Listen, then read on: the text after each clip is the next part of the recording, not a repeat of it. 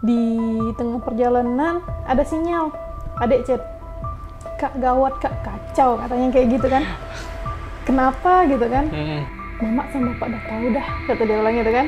"Kok bisa? Gimana caranya Mama tahu?" gitu. Terus dia bilang, "Tadi Mama masuk kamar Kakak," katanya gitu kan. Besoknya saya telepon, tapi udah malam kayak jam segini lah. Saya bilang kan, "Halo, ngapa?" Udah gimana mau ngomong nih, langsung deg-deg tambah deg-deg kan bang.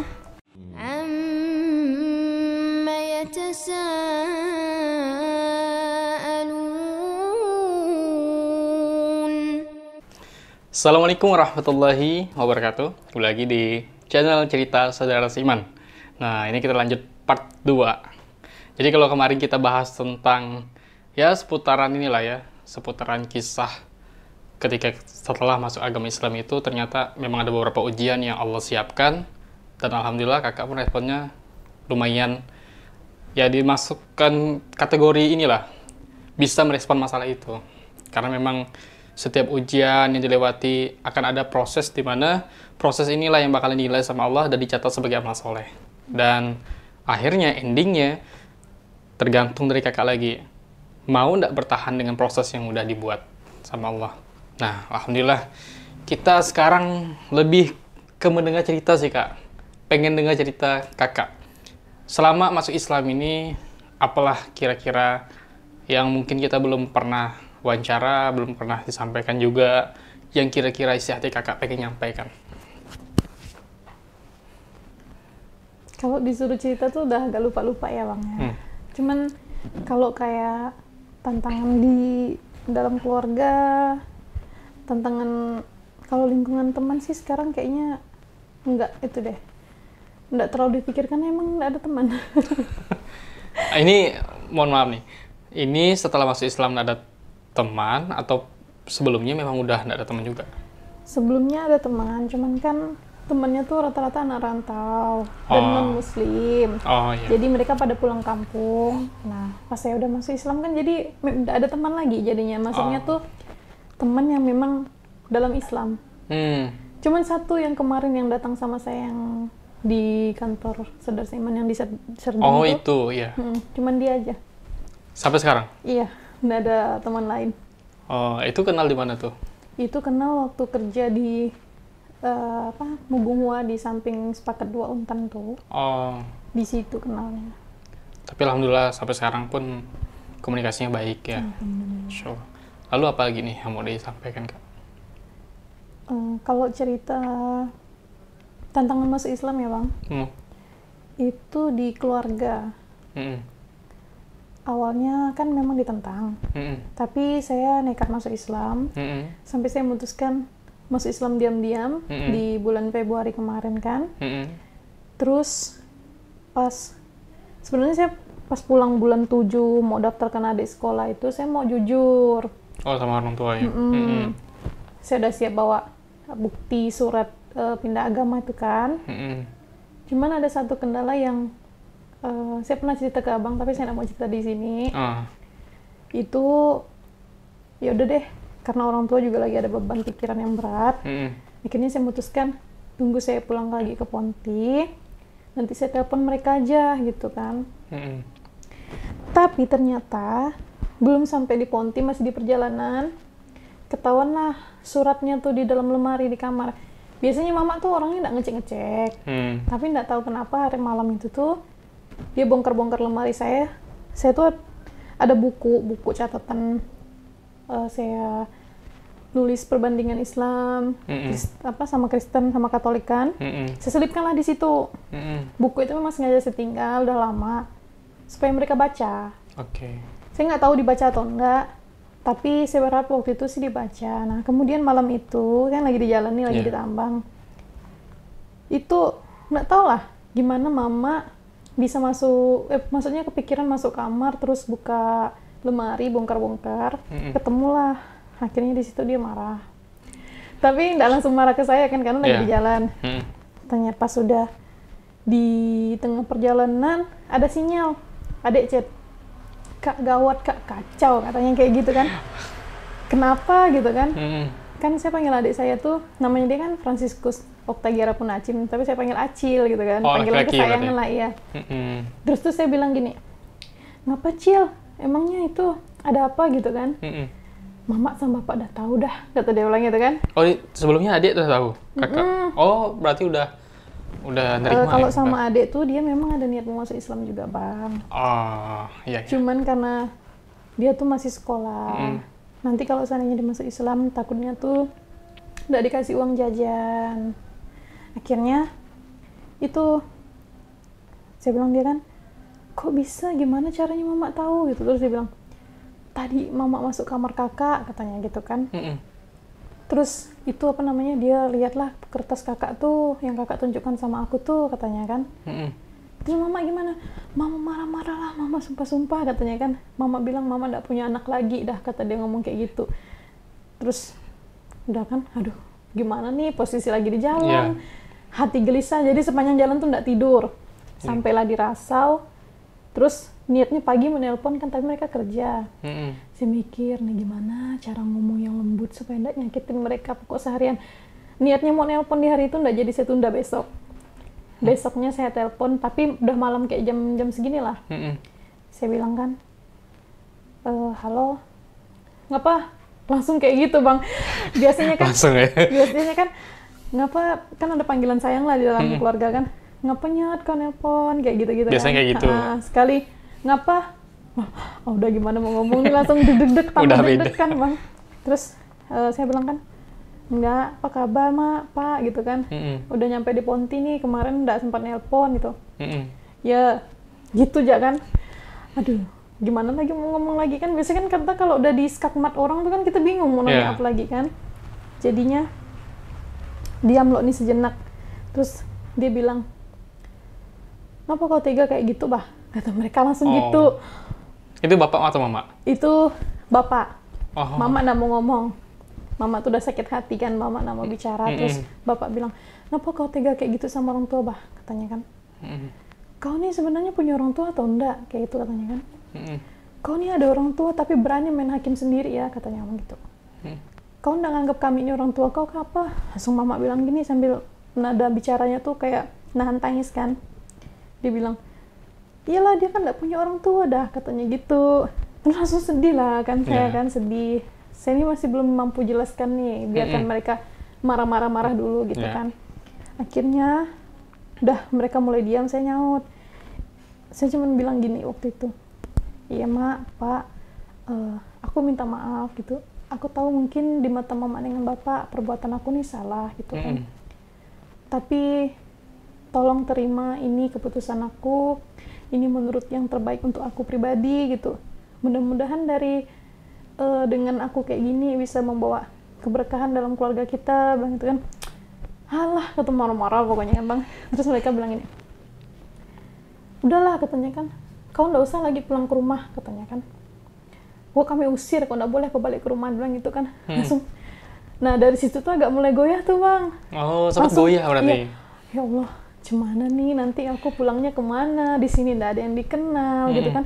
Memang bener-bener sendirian gitu kan. Nggak ada yang nge-backing apa segala macam gitu kan. Terus apa aku harus pulang ke Katolik lagi ya? Kayak gitu sempat mikir. Kacau ini. Padahal itu baru berapa bulan gitu kan. Sampai mikir apa aku harus pulang ke Katolik lagi ya? Tapi mikir lagi. Ingat kan kenapa harus ragu dan takut sama manusia, sedangkan manusia juga Allah yang ciptakan. Tiba-tiba muncul itu kan. Tapi benar juga ya. Sekarang mama dengan bapak benci, mana tahu besok lusa udah baik lagi gitu kan. Saya langsung, ayo semangat, jangan sampai ini. Masa baru diuji kayak gini udah lemah kayak gitu kan. Tapi saya menetes, pokoknya malam itu saya nggak banyak omong bang. Cuman bisa minta maaf karena saya tahu kecewanya mereka tuh gimana gitu kan. Jadi biarlah mereka sumpah serapah, pokoknya mereka tuh ngomong sampai marah-marah. Yang penting semuanya tersampaikan lah. Sampai saya tuh, mereka bilang gini, kau kan udah ngambil keputusan sendiri masuk agama Islam katanya kan. Ya udah katanya. Anggapnya kau sekarang nggak punya orang tua lah. Kami pun nggak punya anak perempuan lagi katanya kan. Pokoknya kami cuma ngurus adik kau aja katanya kan. Kau terserah, kau mau di sana luntang-lantung hidup kau terserah katanya kan gitu. Pokoknya mau sakit kek, mau apapun katanya. jangan lagi ngubungin orang tua. Itu kan langsung, ya Allah kayak gini benar gitu kan. Terus mereka tuh sampai bilang, itu belum, pas ditelepon cuman kayak gitu, abis itu udahlah ya katanya kan. Udahlah nggak usah nelpon lagi lah kata mereka kan. Panik lah saya bang, saya ini orangnya gampang kesepian, ngerasa kayak sendiri gitu. Ya, kayak sendiri jadinya. Saya tuh tipe orang yang suka sendiri, tapi enggak juga mau disendirikan gitu loh bang. Paham. Nah, jadinya tuh. Semoga penonton paham ya. Iya kan, biasa kan ada orang yang senang sendiri gitu, enggak terlalu suka keramaian gitu kan. Tapi bukan berarti mau untuk disendirikan gitu, bukan. Jadi itu saya puasa telepon 3 hari, enggak kuat. Saya telepon mereka lagi kan, nanya kabar apa segala macam. Masih cuek tapi dilayani, bicaranya dilayani. Kemudian habis itu saya pulang. Sebelum masuk Islam kan udah dimarah tuh, kalau sampai nekat. Mama tuh sampai megang tabung gas, sampai nyumpah gini kan. Nih katanya tabung gas nih ku pegang, kata dia gitu kan. Pokoknya kalau kau nikah nanti ndak mau mama datang, kata dia gitu kan. Ya, pokoknya kau ingat ya kalau masih tinggal di rumah ini, katanya. Sini mama duduk di sini, tabung gas nih jadi saksi, kata dia kayak gitu kan. Saya bilang apa namanya? Ya masa cuman pindah agama ndak boleh? Ndak boleh lah katanya kan. Kau kan tahu, bukan cuman kau katanya, dari nenek moyang kita segala macam, sampai mama kau udah besar, sampai melahirkan kita, masa kita mau beda agama sama orang tua, katanya gitu kan. Pokoknya kalau bisa tuh lahir Katolik, mati pun Katolik, katanya gitu. Diam kan saya kan. Terus tuh apa namanya, mama bilang kalau nanti udah nikah terus melahirkan, nggak bakal anggap anak saya tuh cucunya gitu, terus nggak bakal menganggap anak saya itu manusia. Katanya udahlah anggap binatang aja, anjing aja pandai kok, katanya kayak gitu. Sampai kok kasar benar orang tua nih ngomong, sampai bilang ini manusia loh sampai mau dianggap binatang gitu kan. Terus pulanglah saya di bulan 8 kemarin. Saya tuh sempat mikir gini bang, kemarin waktu awal-awal tahu masuk Islam nggak boleh balik, saya ngomong gitu sendiri kan dalam hati kan, nggak boleh pulang. Sekarang maksa-maksa suruh pulang, bilang gitu kan. Nah ini berarti kan tandanya Allah tuh kasih jalan pelan-pelan kayak gitu kan. Senang lah. Sempat bilang ini, nggak bisa mak, kayaknya pulangnya nih nanti deh bulan 12 nya tanggung, bilang gitu kan. Rencananya memang mau niatnya bulan 12. Balik aja lah katanya kan, nggak ada yang jaga nih, nggak ada yang bantu katanya kan, rindu juga sama kau. Langsung saya tuh langsung agak-agak jual mahal dikit kan bang. Sekali, benar rindu. Iyalah katanya itu kan, memangnya kau nggak mau balik katanya kan. Udahlah balik aja, nyaman, nanti mau makan ini makan itu ada di sini katanya kan. Nggak tahu apa kalau tiap mama suruh pulang tuh ada uang gas gitu loh bang. Karena memang orang tua. Tapi mak belum gajian nih, nggak ada duit. Kalau orang tua suruh pulang tuh berarti ada ongkosnya, katanya gitu bang. Nah, wah ini senang nih kan.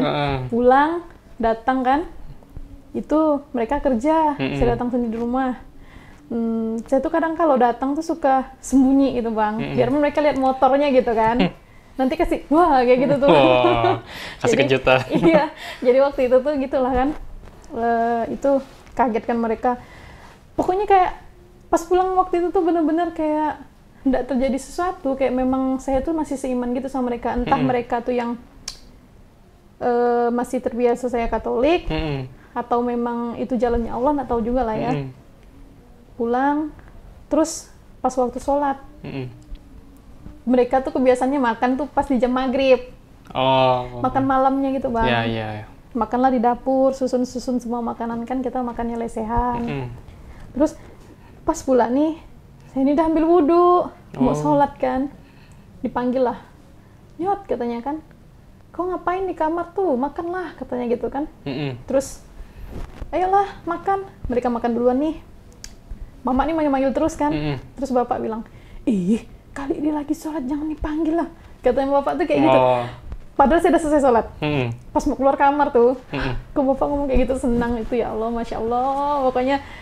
Tapi kadang tuh aneh bang, sebentar mereka kalau lagi berdua nyeletuk, cobalah nggak usah masuk Islam, nggak mau dengar omongan orang tua gitu. Tapi pas kadang ada baiknya tuh kayak udahlah biar lo dia lagi sholat lo nanti aja. Jadi tuh bang, setiap maghrib, jam makan maghrib, mereka nggak manggil. Kalau saya udah masuk kamar mereka nggak manggil. Masya Allah. Ini kan bapak udah ini ya, kayak seolah-olah ya ngasih kartu inilah, kartu apa ya, kalau kartu yang terbaik itu kartu as kah? Lampu hijau, oh lampu hijau aja lah. Ini bapak udah ngasih lampu hijau, udah nerima lah kalau tradisi ini masuk Islam, walaupun dalam kata tanda kutip masih ada singgungan-singgungan halus dari orang tua. Nah, kira-kira Apa nih kelanjutannya? Kelanjutan apa bang? kira-kira kelanjutan, oh saya yang salah. Kelanjutan, kira-kira apa perasaan kakak setelah mengetahui bahwa ternyata bapak Ternyata bapak selama ini diam-diam udah pelan-pelan menerima dengan keputusan yang diambil oleh Kak Teresia. Tentunya senang, itu pasti. Keduanya, karena saya tahu bapak saya tuh orangnya kayak gimana, jadi saya udah tebak, dia nggak bakal bisa marah lama-lama. Oh, siap. Jadinya tuh, ya udahlah pelan-pelan, nanti yang penting kita tuh tunjukkan bagaimana sih kasih dari orang Islam gitu kan, kepada orang yang bukan orang Islam. ya. Tapi ya alhamdulillah, lama-lama karena ya pastinya anak pasti kita tahu titik lemahnya orang tua tuh di mana gitu kan. Mungkin dari perkataan anaknya yang lembut dia bisa berpikir, oh anakku ini begini ternyata. Nah, itulah jadinya tuh perasaannya pokoknya senang dan berharap sih mudah-mudahan bukan cuman mereka tuh ngizinkan, tapi Allah kasih hidayah gitu supaya mereka tuh sama-sama masuk Islam gitu. Amin ya Rabb. Pengennya sih doanya ya, harapannya tuh tahun lalu tuh cukuplah, stoplah jadi Katolik gitu. Natal kalau bisa tuh Natal tahun lalu tuh Natal terakhir gitu. Kalau dapat tuh tahun ini tuh udah nggak merayakan Natal lagi gitu. Iya. Insya Allah luar biasa ya. Ini saya flashback kayak pertama kali awal-awal saya masuk Islam itu. Ya, tentunya Pertama kali perasaan kita melihat orang tua nangis sama kayak orang tua. tua saya juga. Bapak saya ya tadi, alhamdulillah yang Kak Teresia langsung ngegas bapaknya. Kalau saya, bapak saya dengan nada lemah lembut, Nyampaikan gimana kabarnya sekarang. habis itu posisinya sekarang gimana, karena orang tua tahu kan saya itu tempat kakak saya yang sepupu saya itu masih non muslim, tapi karena dengan saya Masuk Islam, saya memutuskan untuk pindah. dan waktu itu lebih memilih pondok pesantren sambil belajar gitu ya. Saya bilang saya sedang belajar di pondok pesantren, ya. Ya waktu itu sama ibu tetap ini nanya kok bisa masuk Islam, nangis ibu. Bayangkan perasaan kita kan ketika ibu kita yang kita cintai, kita sayangi tiba-tiba kayak bergetar suaranya seolah-olah kita ini melakukan kesalahan besar sekali kan. Nah tapi itulah, di satu sisi kita juga pelan-pelan meyakinkan mereka bahwasannya memang keyakinan ini kita buat betul-betul dari hati kita. Nah saya Yakin.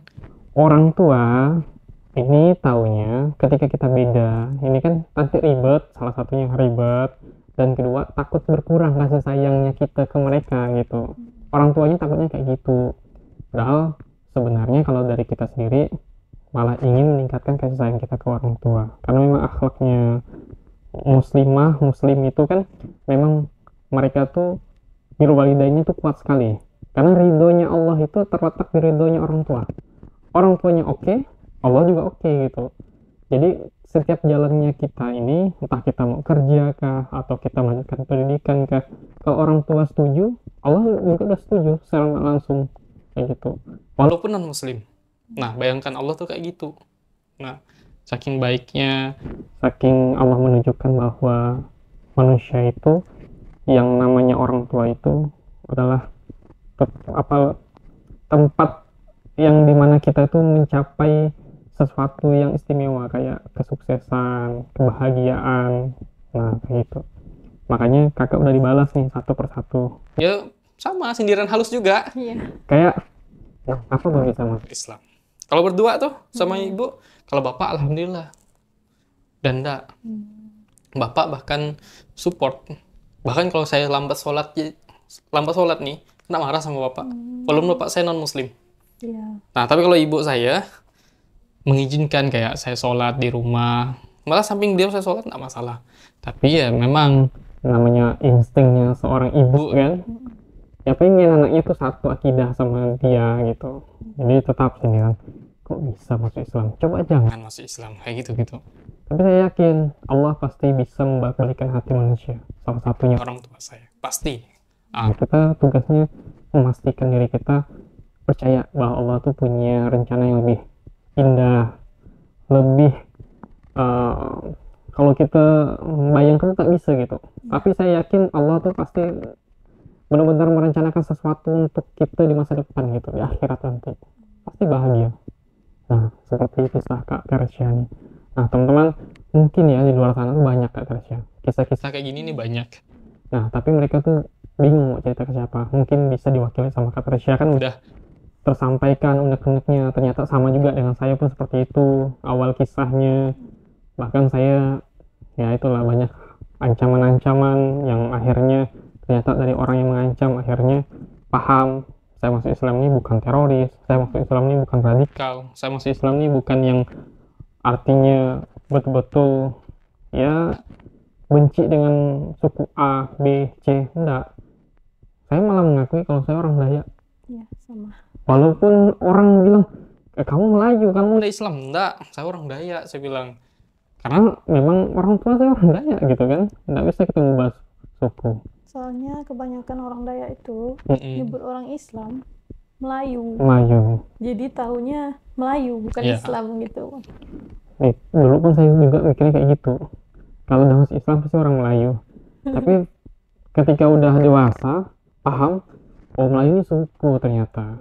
Dan kita harus paham juga. Saya pun nggak tahu ya orang Melayu ada juga yang non-Muslim atau enggak, saya nggak tahu. Tapi kebanyakan memang 100% itu kayaknya Islam. Karena memang ya cuman beda dakwah aja. Kalau dakwahnya misionaris itu lebih ke pedalaman. Sedangkan lewat jalur perdagangan itu ya ini pedagang-pedagang Arab itu kan mereka lebih suka dakwah sambil berdagang, akhirnya kena orang-orang yang di pasar gitu. Nah seperti itu kurang lebih. Nah mungkin ada yang terakhir. Ada satu hal yang saya nggak suka kalau ketemu sama orang, baik itu yang mualaf maupun yang asli muslim. Saya nggak suka di kayak dia tuh kayak gimana ya, misalnya kagum dengar cerita kita. Karena saya ngerasa cerita saya ini biasa aja. Kayak gitu Bang. Jadi misalnya kayak mereka kan dengar kisah. Biasanya kan ada yang asli muslim belum pernah ketemu sama orang yang asli mualaf nih. Terus kita ceritalah tentang perjalanan kita dari awal kenal Islam sampai ujiannya, sampai kita bisa masuk Islam, sampai ujian setelah masuk Islam, kayak gitu kan. Nah, terus mereka bilang, wah, kayak gitu-gitulah, kayak kagum. Nah, itu jujur saya nggak suka. Soalnya bagi saya itu tuh nggak ada apa-apanya kalau bukan campur tangan Allah gitu. Karena kan kita nggak bisa berbuat apa-apa kan. Nah, jadi tuh kadang misalnya orang bilang, Masya Allah, kok bisa ya, kok gini ya, kok gitu ya, gini kan. Hebat ya, gini. Saya ngerasa tuh nggak perlu sampai segitunya gitu loh Bang. Soalnya saya sampai hari ini ngerasa bisa sampai titik ini nih ya karena Allah gitu. Dan satu lagi, akhir-akhir ini, bukan cuma akhir-akhir ini sih, tapi lebih ke akhir-akhir ini sering kepikiran, nanti aku kalau meninggal itu kayak gimana ya, kayak gitu. Apakah dalam keadaan tidur kah, atau baik atau buruk kah gitu kan. Kadang-kadang bangun tidur, ternyata aku masih belum meninggal, alhamdulillah. Seringnya tuh kayak gitu Bang. Ya nggak tahu lah ya, kita tuh katanya kan kita bisa ngerasakan tanda-tanda kita mau meninggal. Cuman alhamdulillahnya tuh semenjak masuk Islam, rasa takut untuk meninggal tuh nggak ada. Makanya kalau dapat, jangan sampai saya tinggalkan sholat. Karena setiap kali tinggalin sholat, baik 1 hari atau seandainya 2 hari, itu tuh pasti langsung setiap buka Instagram tuh Bang, ketemu tuh postingan yang nyinggung-nyinggung tuh. Nggak sholat begini hukumannya, nggak sholat begini. Ya Allah gitu kan. Kadang baru ninggalkan satu waktu aja. Buka Instagram pasti langsung kena sindir. Aku kayaknya ini ya apa namanya? Memang dikasih tahu Allah tuh langsung gitu. Nih gitu mungkin gini kan. Kemarin maunya niat masuk Islam biar supaya bisa sholat. Sekali udah masuk Islam malah nggak sholat. Nah nih gitu mungkin kan. Aku sindir kalau lewat ini. Nah kayak gitu Bang. Masya Allah, lagi-lagi nih respon sebenarnya. Alhamdulillah, berarti secara nggak langsung kakak udah bisa merespon, oh ketika kakak tidak melakukan sesuatu yang berkenaan dengan perintah Allah, maka akan ada dampak yang ditunjukkan langsung. Berarti respon kakak itu udah, bahaya juga ya kalau nggak sholat, nah kayak gitu. Itulah, kadang tuh biasanya kan kayak kemarin kan saya sempat kerja kan, yang saya bilang di minimarket itu. Saya tanya, di sini di mana mau sholat? Di sini nggak ada tempat sholat kak, katanya. Kalau kakak mau di gudang ada. Terus dia kan muslim, terus kamu mau sholat di mana? Kemarin-kemarinnya. Ya nggak sholat kak. Kalau misalnya kita masuk pagi, paling zuhurnya di rumah lah, katanya gitu kan. Atau enggak ya, zuhurnya ketinggalan, asarnya di rumah. Saya mikir kan, orang tujuan saya masuk Islam loh buat biar bisa sholat. Ya kali ninggalin sholat. Kalau misalnya kita tuh lagi nggak ada halangan, kalau lagi halangan yang tiap bulannya kan itu wajar lah kan Bang. Itu tuh kadang tuh telat sholat tuh panik soalnya kan ada apa sih maksudnya dakwah yang tulisan. Kalau dia tuh lagi disiksa di neraka, ya Allah gitu kadang-kadang. Ya intinya tuh makanya pengennya nyari kerja yang utamakan sholat, karena saya selalu tanamkan kalau kita ingin hidupnya baik, maka ubah dulu, maksudnya tuh perbaiki sholatnya dulu kan. Nah itu sih, dan makanya saya sering gagal dalam dunia kerja untuk akhir-akhir ini. Insya Allah, luar biasa. Ya, memang itulah ujian tadi itu. Memang kita pelan-pelan, insya Allah pasti ada jalannya. Mungkin ini di fase 1 tahun, 2 tahun, 3 tahun, ya mungkin masih diuji sama Allah. Karena kita nggak tahu kan, ternyata Allah itu pelan-pelan nguji itu, pelan-pelan juga dia betul-betul menghapus dosa-dosa kita yang kita perbuat. Walaupun memang ya kita sendiri paham betul bahwa ketika kita masuk Islam, ya Allah itu udah ngasih keistimewaan untuk mu'alaf, yaitu dihapuskan semua dosa-dosa di masa lalu. Tapi saya juga ngaca gitu. Saya juga tetap teringat dengan dosa masa lalu. Oh, ternyata saya ketika di masa lalu A, B, C dosa yang saya lakukan. Nah, mungkin bisa jadi cara Allah memantaskan saya untuk mendapatkan dosa yang dikosongkan itu tadi, salah satunya dengan ujian yang dikasih itu. Iya.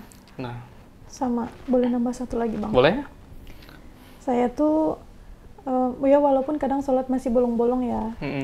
Karena kan saya juga belajarnya sendiri, memang nggak ada yang ngebimbing. Teman-teman juga minim banget, betul-betul cuma 1 orang kan. Saya tiap kali kalau ninggalin sholat tuh kepikiran ini, kalau nanti nggak sholat gimana kalau kuburan saya gelap. Karena kan salah satu sholat kan juga bisa membantu menerangi kuburan kita kan. Ya walaupun kita nggak tahu sholat mana yang diterima gitu kan, tapi setidaknya kan dengan kita punya gambaran kayak gitu tuh biar supaya kita tuh tahu gitu. Ya itu sih yang paling bikin, mungkin karena niat ingin sholat terus tuh jadinya selalu kendala di dunia pekerjaan kayak gitu. Ya memang.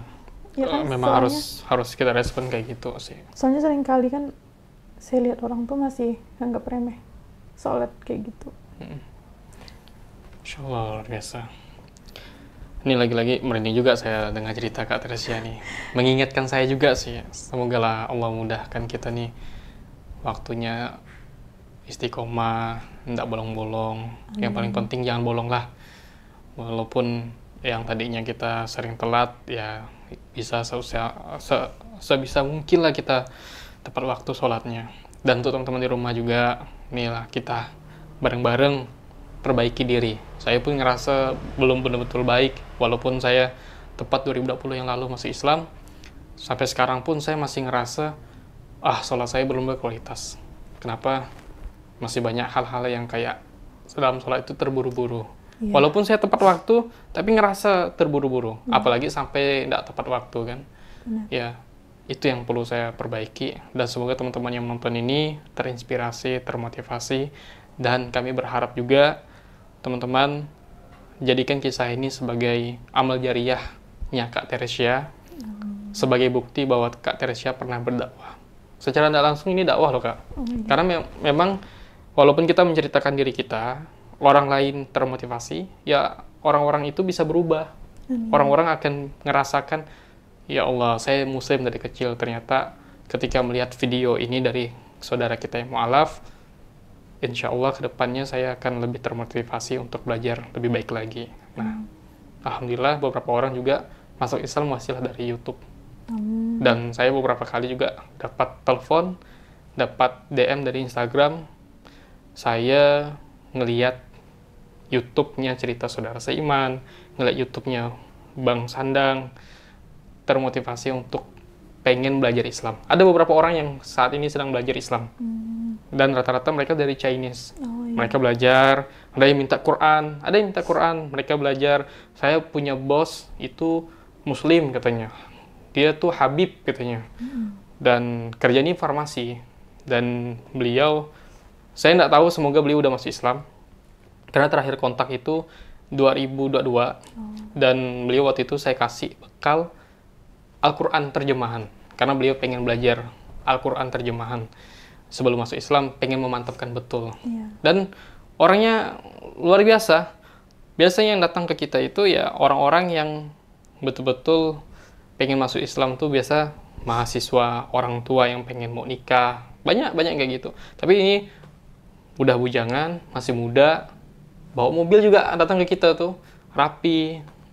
Dan ketika ditanya, mau ngapain? Mau belajar Islam. Karena saya punya bos tuh Habib katanya. Dia tuh sering dakwahin ini katanya.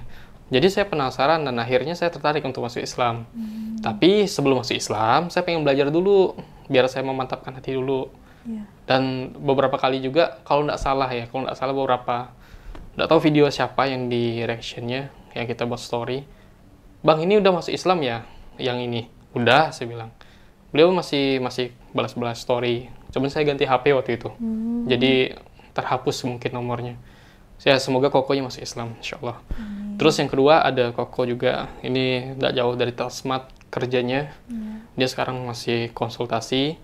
Dan alhamdulillah kemarin terakhir dia ketemu saya, dia bersedia masuk Islam. Dia waktu itu takut dengan kematian. Saya ini memang Kristen, tapi saya tidak pernah menjalankan apa yang ada di Kristen. Dia bilang, terakhir itu SMA, dan umurnya sekarang udah hampir 30-an. Dan dia ngerasakan ketika dia mati, nanti akan ditanya dengan hal-hal yang berkaitan dengan, kamu nih imannya siapa? Tuhanmu siapa? Panutanmu siapa? Nah, kayak gitu. Dia takut kayak gitu tuh. Akhirnya dia belajar Islam, dan dia banyak dapat pendapat dari beberapa teman-teman yang Muslim. Akhirnya hubungi Instagram Mualaf Corner kita, dan alhamdulillah diarahkan ke admin mengarahkan ke saya, dan saya kemarin konsultasi alhamdulillah, dan beliau bersedia masuk ke agama Islam. Cuman inilah, saya nggak tahu hidayah ini bisa hilang sesaat. Saya nggak tahu ini hidayah kayak yang hilang atau memang ada kendala lain. Tapi kalau dari beliau diskusi sama saya sekitar jam 2, hampir mau asar. Setelah itu yakin dengan dirinya akan masuk Islam di pada Isya. Setelah Isya, dia bilang, Bang, boleh nggak saksinya dari non-muslim, katanya. Saya bilang, non-muslim boleh hadir, nanti saya sebagai saksinya, saya bilang. Tak lama setelah itu, Bang, afwan, maksudnya maaf, saya tidak bisa sadar hari ini, ada kendala. Saya nggak tahu, saya tanya, kendalanya apa, Bang? Mohon maaf untuk sementara saya belum bisa kasih. Tapi sebelumnya saya udah tanya, orang tua gimana? Orang tua udah aman. Saya tinggal sama ibu. Ibu saya nggak ada masalah. Nah, saya nggak tahu apakah ini hidayah yang sementara, yang sifatnya tiba-tiba hilang, ataupun sekarang ini dia lagi fokus untuk meyakinkan keluarga besarnya. Tapi moga-moga ini salah satu fokus untuk meyakinkan keluarga besarnya. Harapan kita kayak gitu. Semoga kokohnya masuk Islam juga. Jadi ada 2 orang yang diskusi sama kita, yang kita belum tahu pasti sudah masuk Islam atau tidak. Yang pastinya terakhir mereka udah bersedia ingin masuk Islam. Kalau yang satu udah belajar malah. Nah, semoga Allah mudahkan. Baik, hanya itu Kak. Terima kasih karena udah bersedia meluangkan waktu, meluangkan tenaganya datang jauh-jauh ke sini. Ya, tadilah teman-teman closing kali ini. Tetap saya juga ingin teman-teman semuanya menyediakan beberapa hal. Yang pertama, kita bantu saudari kita untuk tinggal di lingkungan yang tepat. Karena beliau lagi nyari lingkungan muslim, teman muslim.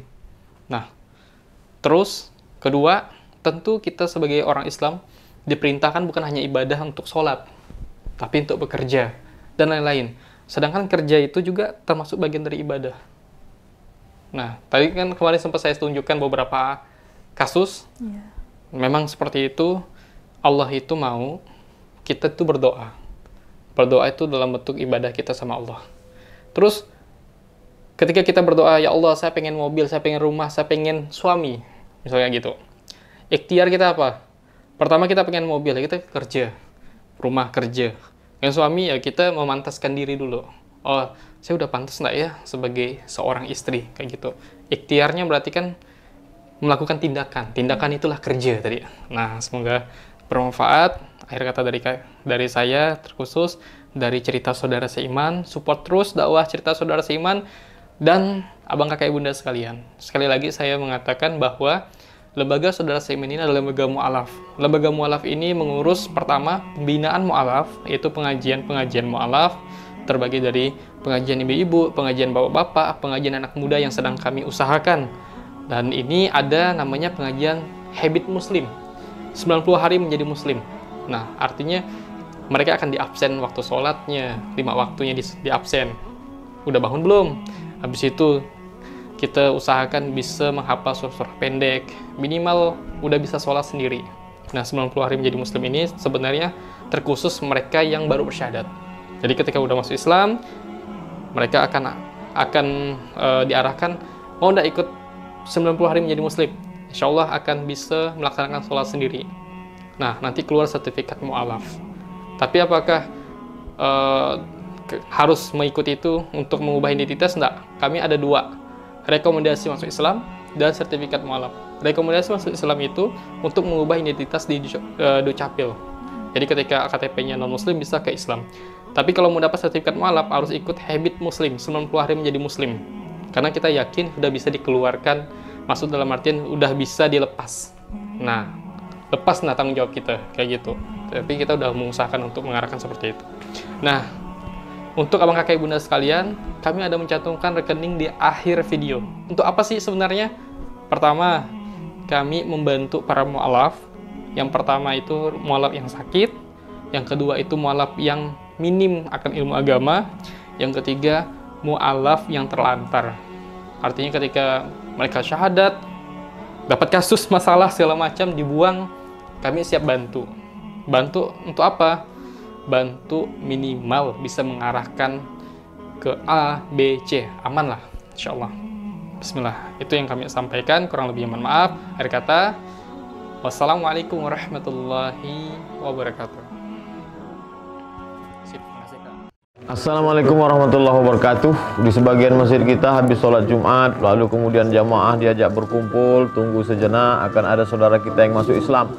Setelah masuk Islam, habis itu dikasih kain sarung, habis itu tidak tahu lagi di mana rimbanya. Tiba-tiba datang lagi bawa sertifikat mu'alaf ketika pembagian zakat fitrah. Ini tidak mendidik. Maka perlu ada sebuah lembaga yang mengaturnya. Alhamdulillah, diawali di Pontianak. Tidak disebut mu'alaf center, karena mungkin ini orang merasa minder, tapi disebut dengan saudara seiman. Mari kita support program ini, karena nanti mereka akan dididik, ada baca Quran, ada fikih, ada akidah, ada akhlak, supaya memang betul-betul masuk Islam dan merasakan manisnya Islam. Kita support program ini dengan mengirimkan donasi ke Bank Muamalat. Nomor rekening 62100669111. atas nama Baitul Mal Munzalan Indonesia Saudara Seiman. Mari kita bersaudara sampai ke surga. Terima kasih. Assalamualaikum warahmatullahi wabarakatuh.